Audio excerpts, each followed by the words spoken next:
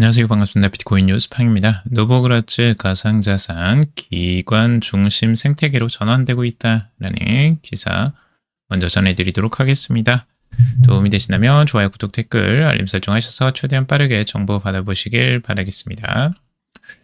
자, 최근 이 마이크 노보그라츠가 뉴욕에서 열린 CNBC 디지털 금융 포럼을 참석해서 이 가상자산의 투기 시대가 사실상 종료되었다라고 이야기를 했습니다. 노보그라츠는 고수익을 쫓는 이 개인 투자자들이 떠난 자리를 위험회피 성향이 강한 이 기관 투자자들이 채우면서 가상자산 시장이 과거와 같은 극심한 변동성 대신에 안정적이고 지속 가능한 수익 구조로 변화하고 있다라는 거 하는 겁니다. 개인 투자자들이 연 11%의 수익률을 바라고 이 가상자산 시장에 들어오지는 않는다라고 이야기를 하고 있습니다. 이들은 과거 8배에서 이제 30배에 달하는 수익을 원했으나 이제는 그런 시대가 지나고 있다라고 이야기를 하고 있습니다. 가상자산의 이제 시장 자체가 워낙 커졌고 지금 비트코인의 규모도 커졌기 때문에 이 수익률의 차이가 확실히 과거보다는 많이 있고요. 그럼으로써 이제 기관 투자자들의 시대가 이제 되었다라고 하는 겁니다. 기관 투자자들은 실제적으로 몇십 배 이렇게 보지는 않고 최소 연 11% 이상만 나오더라도 땡큐다라고 하는 이런 마인드로 이제 투자를 해요. 그렇기 때문에 안정적으로 투자를 할 수 있는 거고 이 투자에 대한 전략이 확실히 다르다는 걸 인식하실 수 있을 거예요. 그래서 지금 이제 기관 투자자들 같은 경우는 오히려 더 적극적으로 들어올 가능성이 있다라고 내다보고 있고요. 지금 가상자산 산업의 새로운 성장 동력으로 실물자산 토큰화, 이 RWA라는 게 주목을 받고 있습니다. 업계가 고수익을 노리는 이제 단순 투기에서 벗어나서 이 전 세계 금융 시스템, 금융 서비스를 제공할 수 있는 이 실무적인 응용 분야가 이제 되는 거죠. 이제 주식과 부동산, 채권 모두 다 이제 이 토큰화가 가능해지는 시기로 가고 있습니다. 이게 빈말이 아니라 실제적으로 블랙록에서도 이미 추진을 하고 있고 국내에서는 미래에셋증권에서도 굉장히 적극적으로 지금 추진하고 있는 거예요. 이미 채권은 발행했고요. 토큰화로. 그렇기 때문에 이 산업 자체는 굉장히 중요한 산업이라고 인식을 하시면 좋을 것 같고요. 이 안에서 또 다른 기회들이 열릴 것으로 보이고 있습니다. 톰리 지금 팔 때 아닌 기회 금에서 비트코인으로 자산 이동할 것이라는 기사입니다. 자, 비트마인 회장인 이 톰리죠. 11일 홍콩에서 열린 이 컨센서스 홍콩에서 금 랠리가 유동성을 흡수하면서 비트코인이 압박을 받았다라고 이야기를 하고 있습니다. 금이 언더퍼폼으로 전환돼야지만 비트코인이 반등할 수 있다라고 이야기를 하고 있습니다. 결국에는 금과 은으로 자금이 굉장히 쏠려 있었는데 이 자금들이 이제 풀리면 금이 다시 조정기에 들어간다면 그때는 이제 비트코인으로 반등할 수 있다라고 전망을 하고 있네요. 크립토 시장은 비트코인이 반등하기 전까지는 돌아오기 어렵다라고 이야기를 하고 있습니다. 당연한 이야기죠. 크립토 시장은 비트코인을 중심으로 돌아가고 있기 때문에 비트코인이 회복하지 않는 이상은 알트코인들이 따라 회복하기는 쉽지는 않습니다. 그래서 먼저 비트코인이 반등을 해줘야지만 이 알트코인 시장도 조금은 온기가 돌아올 것으로 보여지고요. 그리고 금이 약세로 전환되는 시점이 올해가 될 것으로 이야기를 하고 있는데 그럼으로써 금이 하락하면 실제적으로 이제 비트코인이 반등할 기회가 열린다라고 보고 있어요. 그리고 이더리움에 대해서도 이야기를 하고 있는데 2018년 이후 이더리움은 50% 이상 하락이 여러 차례 있었지만 이 V자 형태로 회복이 되었다라고 이야기를 하고 있습니다. 그래서 이번 하락에도 V자 반등이 나올 수 있다라고 언급을 하고 있죠. 그래서 앞으로 지금 투자를 하시는 분들은 이런 이제 마인드도 굉장히 중요합니다. 톰리 같은 경우도 그렇고 다른 건물 투자자들도 지금 비트코인 팔지 마라라고 이야기를 하고 있어요. 근데 지금 이제 비트코인 팔지 마라라는 것들은 결국엔 중장기적으로 들고 가라라는 거예요. 그렇기 때문에 지금 당장 뭐 수익이 나서 엄청나게 이 반등을 해서 팔지 말라는 게 아니고, 여기는 오랜 시간을 이제 버티고 이걸 돌릴 때까지 이제 기다려라라는 거죠. 시간이 꽤 걸릴 거예요. 그렇기 때문에 여러분들 현금 없는 분들은 현금부터 먼저 마련하시고 현금 창출을 한 상태에서 대기를 하시는 게 훨씬 더 낫다, 여러 번 말씀드리고 있죠. 하락장에서 추가 매수라고 하는데, 추가 매수하려면 결국 현금이 필요해요. 현금 없이는 추가 매수를 할 수 없습니다. 결국에는 현금을 마련하시는 게 중요합니다. 그렇다고 대출하시는 거 절대 금지고요. 대출 절대 하지 마세요. 이거 여러분들이 이렇게 되면 이제 시간을 버티질 못해요. 이 시간을 버틸 수가 없기 때문에 시간을 여러분 편으로 만드셔야 됩니다. 그렇기 때문에 절대 현금이라고 말씀드리지 대출이라고 말씀 안 드리는 거죠. 바이낸스 창립자 자오창풍 같은 경우는 이 지금 비트코인에 대한 흔들림이 없는 지지를 계속해서 표명을 하고 있습니다. 가격 조정을 새로운 진입 기회로 규정하면서 시장의 공포에 휘둘리지 말고 자산을 축적해야 한다라고 하고 있습니다. 비트코인의 두 가지 원칙을 마이클 셀러는 이야기하고 있는데, 비트코인을 사고 절대 팔지 마라라고 이야기를 하고 있습니다. 마이클 셀러가 지금 이제 추진하는 이런 전략이죠. 결국에는 계속해서 들고 가는 이런 전략들. 그리고 스크라무치 역시 비트코인 가격이 73,000달러를 하향 돌파하는 시점에 맞춰 공격적인 매수 의사를 밝히기도 했다고 합니다. 하지만 제가 보기에는 공격적으로 매수할 때는 아닌 것 같아요. 개인들이 지금, 제가 개인적인 시각으로는 아직은 공격적인 매수 타이밍은 아니다. 아직까지 조정기가 마무리가 되지 않았고 이 마무리가 되는 시기에 들어가도 늦지 않다, 여러 번 말씀드리고 있죠. 이렇게 조정기가 들어왔을 때에는 계속 이 추세가 이어지는 경향들이 있습니다. 과거에도 이 추세가 끝나지 않고 계속해서 이뤄지는 이런 부분이 나오죠.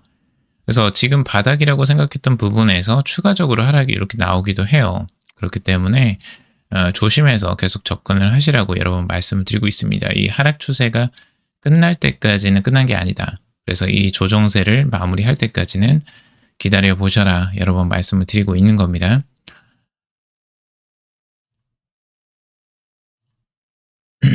자, 그리고 한국 개미들 코인 시장 떠나 국장 같다. 지금 이제 코인 시장이 전체적으로 조정세를 보이고 있기 때문에 이 부분을 피해서 지금 코스피나 코스닥 쪽으로 지금 자금 유입이 되고 있다라는 내용이에요. 이게 당연한 내용이죠. 실제적으로 자금이 올라가는 쪽을 계속해서 사람들이 찾고 있기 때문에 이런 게 당연한 거고요. 이게 이제 비트코인으로 돌아오는 때가 분명히 오긴 하겠죠. 하지만 이제 지금 현재에는 조금 위축되는 시장이고, 그렇기 때문에 지금 자금이 쏠리는 곳으로 이제 몰려들고 있다. 그래서 이런 부분들도 여러분들이 참고적으로 보실 필요가 있고, 나는 이 코인을 팔고 이쪽으로 가는 거는 배신이다, 이렇게 생각하시는 분들이 있어요. 의리 이런 거 지키시는 분. 의리 지키시는 거 맞아요. 좋은데 실제적으로 이제 시장에서 내가 수익을 낼 수 있는 부분이 있다면 일부라도 조금씩이라도 수익을 낼 수 있는 쪽으로도 일부 투자를 해보시는 것도 괜찮습니다. 자, 그리고 비트코인은 거품이라더니 덴마크 은행 가상자산 거래 금지 철회라는 기사입니다. 세계 최대 금융기관인 이 단스케뱅크가 8년간 유지해온 가상자산 거래 금지 조치를 철회하고 비트코인과 이더리움, 이 상장지수 상품 거래를 허용하면서 이 제도권 금융에 대대적인 변화를 알렸다라고 하고 있습니다. 그러니까 기존까지는 가상자산 거래, 이 디지털 자산을 거래하는 걸 금지했던 곳이에요. 거의 8년간 유지해왔던 곳이 이제 비트코인과 이더리움 상장지수 상품을 거래하게 만든다라고 하고 있어. 이 덴마크, 유럽에서 이렇게 지금 하나씩 열리는 것들도 굉장히 중요하죠. 유럽 같은 경우도 되게 그 보수적인 입장을 많이 취해요, 미국보다. 그래서 디지털 자산에 대해서 굉장히 좀 회의적이고 보수적인 입장을 취했는데 이번에 이 시장이 열린 거죠. 근데 왜 열렸냐라고 봤더니 실제적으로 결국에는 이 강력한 수요, 고객들이 원해서 이렇게 한 조치다라고 설명을 하고 있어요. 이게 중요한 거죠. 실제적으로 고객들이 계속해서 늘어나고 있다는 거예요. 이 디지털 자산, 가상자산 투자에 대한 관심도가 굉장히 높아지고 있고 그렇기 때문에 금융기관에서는 어쩔 수 없이라도 열 수밖에 없는 거예요. 고객들이 원하는데 그걸 계속 막을 수는 없는 거죠. 뭐 영국 런던 증권거래소도 그렇고 지금 단스케 뱅크인 이 덴마크에서도 그렇고 계속 투자 은행들이 가상자산을 풀고 있다. 거래를 할 수 있게 만들고 있다라는 내용이고 단기적으로 조금 이제 조정이 나오고 있습니다. 조정세 아직 끝나지 않았고 계속해서 좀 유의해서 보실 필요가 있습니다. 스테이블 코인 발행, 은행이 핵심된다라는 기사예요.